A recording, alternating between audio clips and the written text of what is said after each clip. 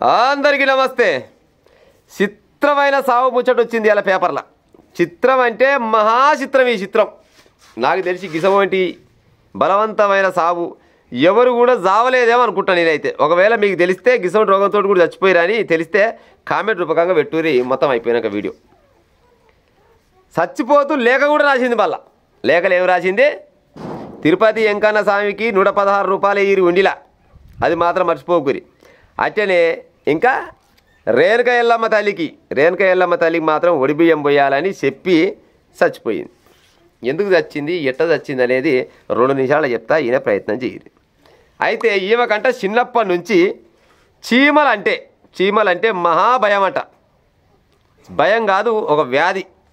ఈ వ్యాధిని ఏమంటారంటే మింకాఫోబియా అంటారంట. ఈ వ్యాధిని మింకాఫోబియా వ్యాధితోటి ఈమె బాధపడుతుంది. సంగారెడ్డి జిల్లా అమీన్పూర్లో ఉంటారంట. వీళ్ళు అద్దె కిరాయికి ఉండే ఇంట్లో ఉంటారు. సొంత ఊరు వచ్చేసేమో మంచిర్యాలకు చెందిన వాళ్ళు అంటే వీళ్ళు.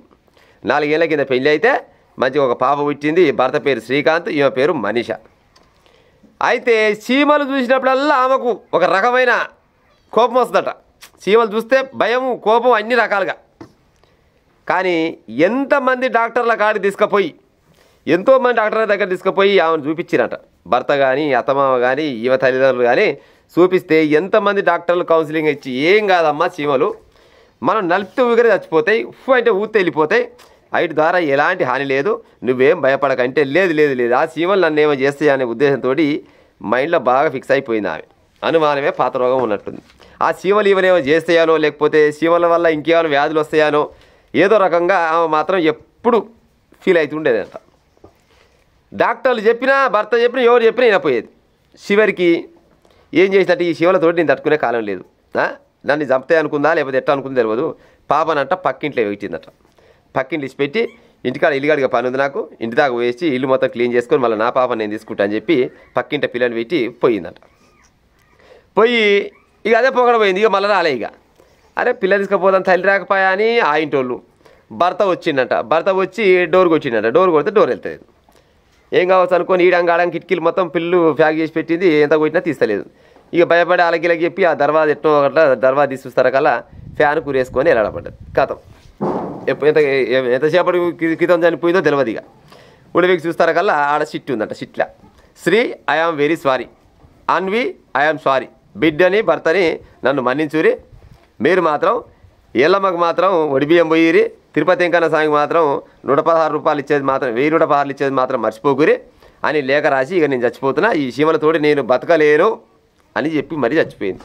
చూడురే, చీమలు ఏం చేస్తుండొచ్చు? చీమలు లేని ఊరు ఉంటుందా? చీమలు లేని ప్రాంతం ఉంటుందా? గట్టిగా చెప్పాలంటే మీరు నమ్మొచ్చు నమ్మకపోవచ్చు. నేను ఎప్పుడో ఒకసారి ఒక పెద్ద మనిషి చెప్తే విన్నా, ఒక పేపర్లో కూడా చూసిన. ఈ భూప్రపంచం మొత్తంలంట మనుషుల బలం కంటే, మనుషుల తూకం వేస్తే మనం మనుషులు ఎంత వదన ఉంటామో గంత కంటే ఎక్కువ చీమలే ఉంటాయంట అని ఒక పేపర్లో టూకీగానే వస్తుంది. చూసిరా ఈనాడు పేపర్లో? గో గట్లా నేను ఒకసారి చూసింటి. భూప్రపంచం మొత్తంలో మనుషుల బలం కంటే చీమల వేటే ఎక్కువ ఉంటుందంట. మరి గన్ని చీమలు ఉన్నాయి భూమి మీద. మరి గిట్లా ఇవ్వకు ఎందుకు రావచ్చు గిసోంటి వ్యాధి? ఆ వ్యాధి పేరు మింకాఫోబియా. ఈ మింకాఫోబియా అనే వ్యాధితోటి బాధపడి బతకడం నా వల్ల కాదు ఇక అని ఆమె నిర్ణయించుకున్నాక చక్కదానాల బిడ్డని భర్తని చుట్టాలను పక్కలను ఇచ్చిపెట్టి ఫ్యాన్కి ఉరేసుకొని చచ్చిపోయింది. చూడురి, సావులు ఎంత చిత్రంగా ఉంటాయి అంటే అంత చిత్రంగా ఉంటాయి. ఇటువంటి సాగు ఎవరైనా సాగవచ్చునా? సస్తే మీకు తెలిసిన కాడ ఎవరైనా గట్టి ఈ శివలకు భయపడి సచిన వాళ్ళని ఉంటే కామెంట్ రూపకంగా పెట్టి ఉపాయం చేయదు.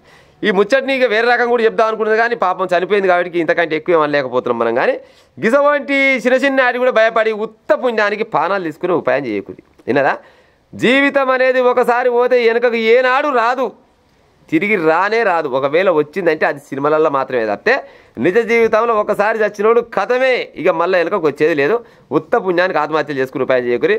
ఎన్నో రకాల వ్యాధులతోటి, ఎన్నో రకాల ఏమంటారు పెద్ద పెద్ద జబ్బులు ఉన్నా కానీ జనాలు బతనే ఉన్నారు.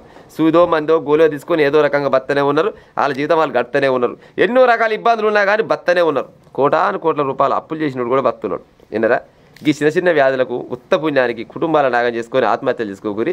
బలవంతమైన సాగు అసలుకే చావకూరి. మమ్మగా నీకు ఉంటా మరి.